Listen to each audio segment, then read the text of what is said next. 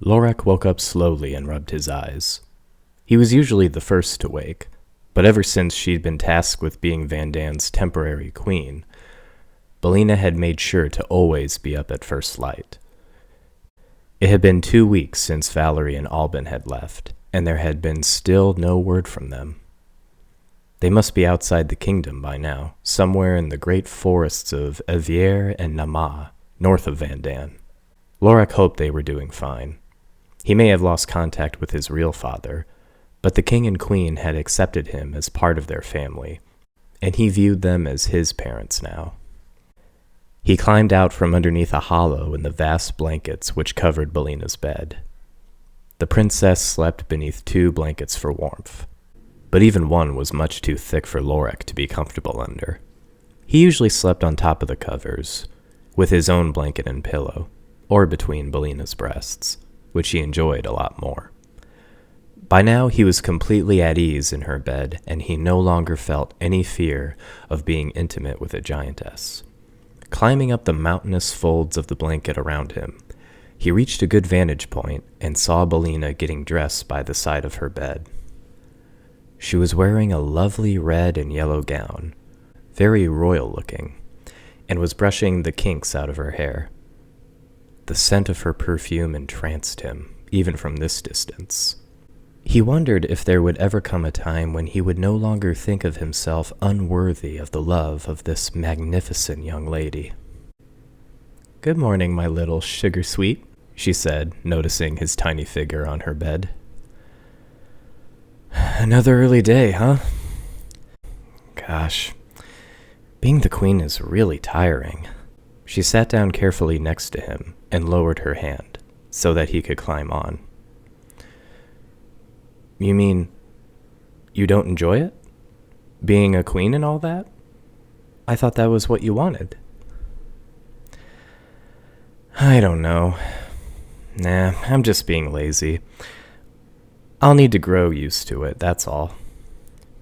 I mean, it would be great if Sylvie helped me out a bit more, though. She's almost never in the throne room or with me when I'm visiting town. I bet she's still sleeping quite comfortably. Well, she's only 15, so I guess she isn't ready.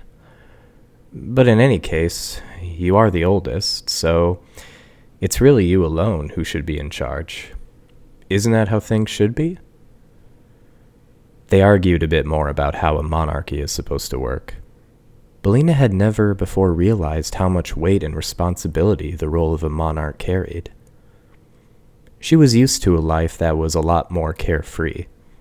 She had also wondered if it was really fair that she should become the next ruler of Vandan simply because her parents were the current king and queen. What if there were people out there, ordinary people, not royals, who knew how to successfully govern a kingdom better than she did? She'd read countless stories about unworthy princes who succeeded their fathers to the throne, only to ruin the kingdom because of their greed, cruelty, and incompetence. She definitely didn't fall into that category, but one day the eldest child of the monarch might. There had to be a better way of determining who the best person to rule the kingdom was. But for now, the job lay with her and her siblings, or one of them at least. By the time Belena had finished her breakfast and took her seat on the great throne in the audience chamber, Valden was already waiting for her. They usually set out together to visit Rismark and other nearby settlements, but on certain days they would receive people from more distant parts of Vandan in this room. Valden had a chair located at Belena's feet, and people usually approached him first instead of her. Belena, despite being well known for her kindness and unassuming nature, was still an immense giantess, and people naturally felt a bit more apprehensive around her. She didn't mind it too much. Valden had better people skills than she did in any case.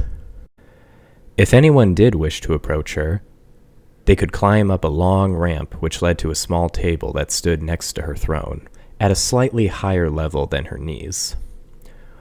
Lorak didn't usually join her for these throne room sessions, but today he decided he would like to sit on her shoulder or in her lap to keep her company.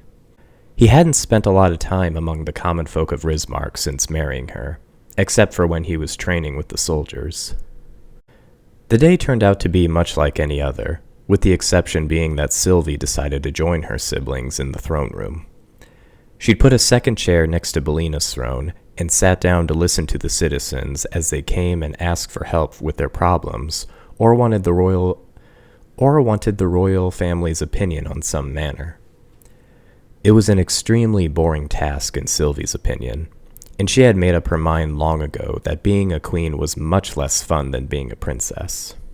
She also didn't feel that she wanted so much responsibility, making decisions that will affect the future of the kingdom. She'd rather be a carefree teenager for a few more years. Very well.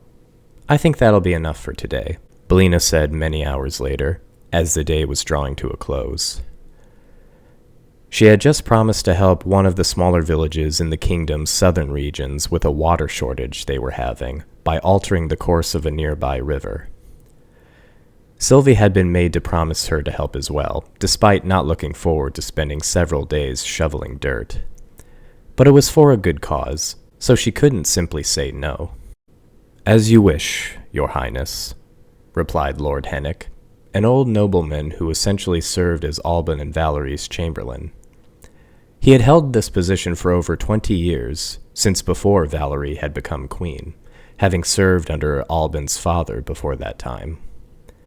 Hennick began to escort the remaining visitors out, asking them to return tomorrow if they still wished to see or speak to the royal family.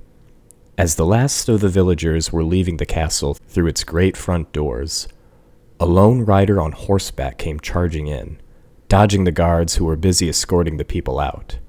He made it all the way to the door of the throne room before being stopped, and when apprehended, he said that he had an urgent message for Princess Belena. "Elgon is under attack!" he yelled out, hoping the princess would hear him. "An army is attacking the city! An army of men! And giant ogres! The people are being killed! Please, let me go! You must send help at once!" All right, let the man go," Lord Hennick exclaimed, running as fast as he could towards the scene. "Come quickly, their highnesses are just about to retire. Elgon is under attack, you say?" "Yes, my lord. An army, at least 20,000 men, carrying the banners of solace, I believe. I couldn't get a look at them. I only just escaped with my life to warn you. Our city's guards were no match, especially once the ogres began to climb over the walls. The size of these monsters, it was unbelievable. We stood no chance." The man, whose name was Sildar, was escorted to the throne, where Belena, Lorak, Valden, and Sylvie were still sitting and talking. Valden met the messenger and led him up the ramp and onto the table at Belena's side, with Hennick and several other advisors to the royal household following behind. Belena watched the group of tiny people with surprise. She could see that the messenger was still shaking from whatever events had befallen him. "Princess Belena, Your Highness, Elgon has been attacked," he repeated, looking up at the seated giantess. "An army from Solace, under the command of their new emperor, Argo." "Argo? Really?"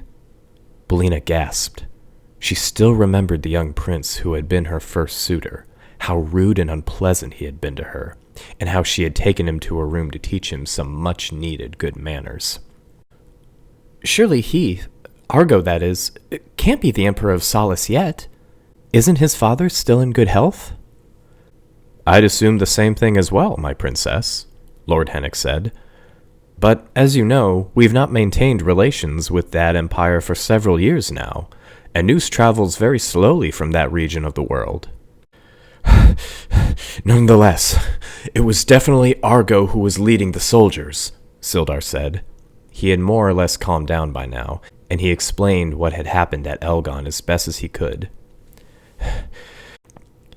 "It happened yesterday at noon. That was when we first saw them on the horizon. The ogres. They were not like the kind that used to live in these lands, but bigger, much bigger. Some of them must have been hundreds of feet tall. The guards of the city were no match for them, and many are dead now. Then the ogres went into Elgon itself, climbing over the walls and capturing anyone that they could find. Many people managed to escape from the city, but they were met by Argo and his army.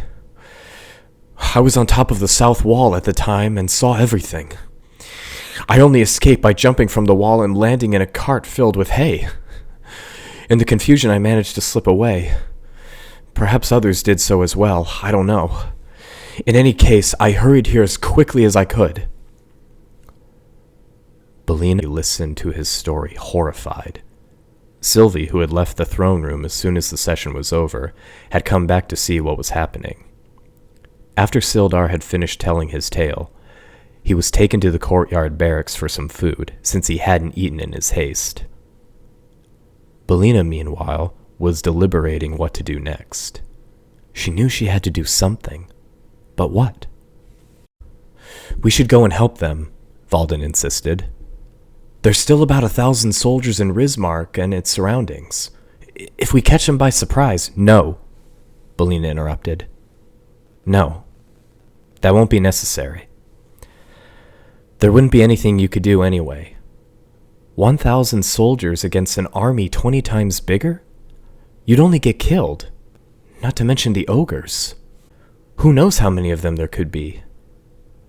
No. The only option is for me to go, alone. I'm the only one who could do anything to help. But what are you going to do? Valden asked. You've never been in a battle, Belena. That's true. But what other choice do I have? Mom isn't here, and who knows when she'll be back. We can't wait for her, while Argo and his forces continue to attack the towns. Perhaps even Rismark itself, killing who knows how many. Excuse me, Sylvie chimed in. Are you forgetting there's 2 of us, sis? If you're going to fight some ogres, you'll need my help. I can fight just as well as you can, you know. Besides, I already killed a wyvern once, so I have a little more experience than you do. I'm sorry, Sylvie, but you have to stay here. Someone has to protect Rismark and the castle while I'm away, in case they attack here by surprise. Oh, Valden can do that. Can't you, little brother? You're always eager to fight everything, aren't you? That's not true, and I'm not staying here either. We should all go. Then we'll have the best chance of winning. Okay, enough, Belena said. She wished her parents were here to take charge, to stop Valden and Sylvie from arguing like they always do, and to take the all-important decision of who should go to Elgon's aid. Valden, I know you're eager to help, but I'm afraid you and the soldiers won't be much use against those monsters. It would be better to leave them to me and Sylvie. Yes, Sylvie, you can come with me, but you must promise to be careful and not do anything foolish. All right? I understand, Sylvie replied. She seemed to have realized how serious the situation was. I'll make sure I'm up early tomorrow morning. I'm afraid we can't wait that long. We have to get going as soon as possible, otherwise more people may die before we get there. I'll go and make some supper and get some food for the road as well. If we leave in an hour, we should reach Elgon sometime early tomorrow, if we walk quickly. Sylvie looked shocked, but she didn't argue with her sister. If going without sleep for one night meant saving the lives of even one person, she wasn't going to complain. She might make a bit of a fuss after everything was over, but who even knew if they were going to make it out of this alive? As his giant sisters left the throne room to prepare for their journey, Valden couldn't help but feel underappreciated, as he often did in this household. He knew that there was very little he or any of the other normal-sized humans could do against the ogre horde that had invaded their lands. But that didn't mean he was completely useless. He was left on the table, along with Lord Hennick, several other attendants of the king and queen, and Lorak, who was still trying to process what just happened. Valden turned towards the chamberlain. Lord Hennick, could you please send a message to Commander Ansur? I'd like for him to meet me in the courtyard in 1 hour, along with as many soldiers as he can muster. I will do so, my prince. But didn't the princess order you to remain behind and guard Rismark? Yes, But she's not my queen, Hennek. She's my sister, and I don't think she's thought her plan through very well. She and Sylvie might be able to defeat the ogres, as well as the enemy soldiers outside the city, but they won't be able to deal with any inside the walls of Elgon itself. Elgon wasn't built with giants in mind. It doesn't have wide streets like Rismark does. It'll be up to us, the little humans, to deal with that. Yes, what you say makes sense. Shall I also inform Princess Sylvie of your plan, then? No, please don't, Valden insisted. I know she'll just try and convince me to stay. And even if I can make her see my point of view, she'll just spend the whole time worrying about me. Belena has always put the needs of other people before her own. But right now she has a job to do, and we shouldn't interfere. We'll leave just after she and Sylvie have left. Then we'll take a different road to Elgon, so they won't know about us. Can I come too? Lorik asked suddenly. I know I don't have much skill in fighting, but I want to help. If Belena doesn't know you'll be there, she won't know I'm there either. I guess I can't stop you if you really want to come, Valden said, after a moment's hesitation. But please, for Belena's sake, try not to get killed. If you don't make it, she'll never forgive me, and she'll never be the same. I know. She really loves me, and I love her as well. That's why I want to go, so that I don't have to sit here and worry if she'll be all right, or if she's still alive at all. I promise I won't do anything reckless. I just want to be there for her, make sure she's okay. Valden couldn't argue with him, not while there was so much at stake. He wondered if he would ever find someone with whom he fell in love as deeply as Lorik had fallen in love with his sister. Perhaps it was time he began looking for someone. But not right now. Now it was time to go to war, and to do whatever was necessary to stop this evil invasion. If only his parents were here, they would know what to do. He hoped he would make it through this to see them again.